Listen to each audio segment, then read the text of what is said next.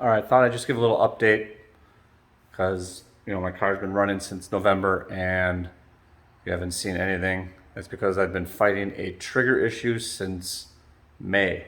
I had a little trigger issue in May. I kind of solved it with a ground thing. I'll show you. So I had all my ECU grounds go here, and then I have the IGN-1A coils, and their grounds also went here, and it was causing some backfeed stuff.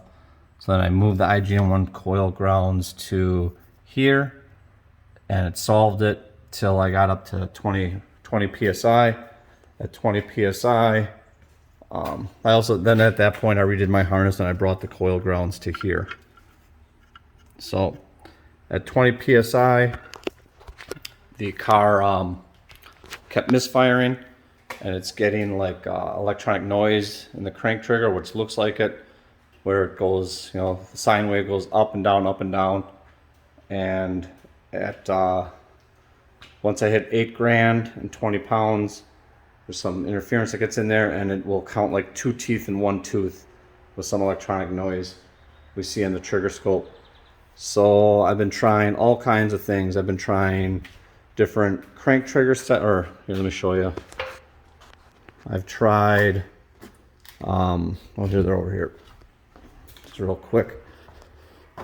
I thought maybe it was the coils. I've been working with Link, and we can't figure it out. I tried, this was a 60-2 wheel, and then I ground it down to 20 teeth to try that. That didn't work.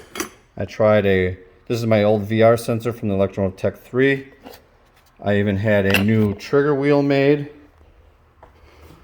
60-2, which is what I've been running, which is what I always ran. And that's underneath here. So I had a new trigger wheel, even though I had 60-2 on that. Then I ground it and did 20. Then I brought in a new 60-2. I had that VR sensor. I had this Hall sensor. I tried a Hall sensor on the crank. That still didn't work. So now I'm in the midst of, right now I just pulled the timing belt off. That's what all this is. And here's the crank gear I had on there. And I'm going to put on this like Beams or Caldina, whatever, like the real late generation stuff, because I have the 98 Plus Camry pump, which has the revision for the crank sensor. So I'll put this in with the crank sensor. I'll try the stock stuff and see if that works. If not, I don't know. We're going to continue from there.